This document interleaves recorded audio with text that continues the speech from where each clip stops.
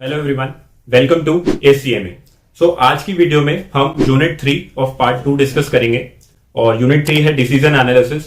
As you know 25% of whole syllabus cover करती है, तो बहुत ही इंपॉर्टेंट यूनिट है। काफी क्वेश्चंस बनते हैं एसए में भी और एमसीक्यूज में भी। तो इस वीडियो में मैं समरी दूंगा इस यूनिट में क्या क्या कवर होता है। सो चलिए शुरू करते हैं। तो फर्स्ट मॉड्यूल में कवर होता है सीवीपी एनालिसिस या ब्रेक इवन पॉइंट एनालिसिस भी हम इसको बोल सकते हैं। इस मॉड्यूल में आप ये सीखते हैं कि एज अ सीएमए और एज अ मैनेजर आपको कंपनी को बताना पड़ेगा कि at what production level company will earn the desired profit. So इस फॉर्मूला बेस्ड है और कंसेप्चुअल बेस्ड मॉड्यूल है, जिसमें आपको कंपनी को बताना पड़ेगा कि एट कितनी यूनिट्स हमें सेल करनी पड़ेंगी to achieve a desired profit, या कितने सेल्स डॉलर्स हमको चाहिए to achieve the desired profit, और at what point the company will come to break even. अब ब्रेक इवन क्या है? Break even point is a point where company's total revenue is equals to total cost.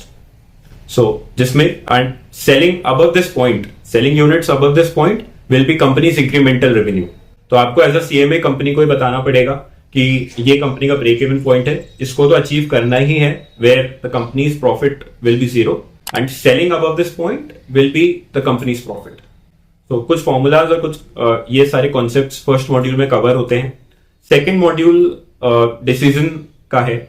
इसमें कुछ decisions जैसे कि special order decisions, make versus buy decisions, selling और process further decisions आपको लेने पड़ते हैं और सीखने पड़ेंगे सबसे पहले। तो ये डिसीजंस क्या कहते हैं? For example make versus buy decision को लेते हैं।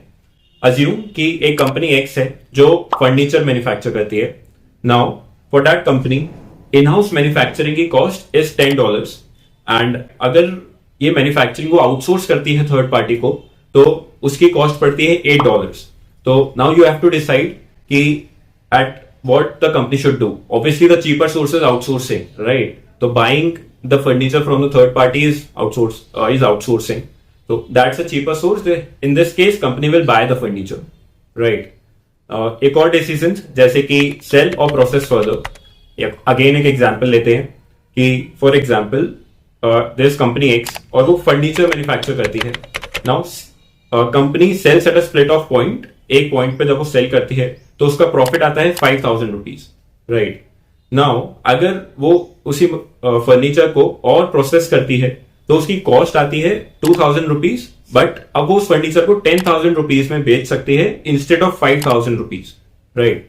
तो उसका प्रॉफिट कितना हुआ? ₹10,000 माइनस द कॉस्ट जो प्रोसेस करने पे लगी, जिसको हम सेपरेबल कॉस्ट बोलते हैं, वो है ₹2,000। तो 10,000 minus 2,000 is ₹8,000। Now you yourself decide कि कौन सा प्रॉफिटेबल है। Giving you a minute. Obviously कि selling processing further is more profitable, right? इधर the profit is ₹5,000 and there the profit is ₹8,000। तो ऐसे कुछ डिसीजंस आप सीखेंगे कि ये इसमें हम कौन सी कॉस्ट कंसिडर करें एंड कैसे डिसीजंस लें। अब अगेन कि एक और कॉन्सेप्ट आता है जो है रेलेवेंट कॉस्टिंग का।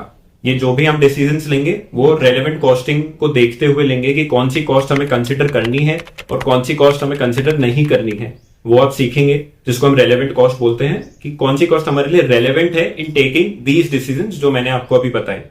एंड इसी रेलेवेंट कॉस्टिंग में कुछ बाइफरकेशंस हैं, जैसे अवॉइडेबल कॉस्ट, अनअवॉइडेबल कॉस्ट, जो आप देखेंगे। थर्ड मॉड्यूल कवर करता है laws of demand and supply. थोड़े इकोनॉमिक्स के कॉन्सेप्ट हैं जो हमने, अगर आप एक अकाउंट स्टूडेंट हैं तो आप रिलेट करेंगे कि laws of demand and supply, quantity demanded and quantity supplied क्या होते हैं, मार्केट इक्विलिब्रियम क्या होता है, where the demand and supply intersect at a point, जिसको मार्केट इक्विलिब्रियम बोलते हैं।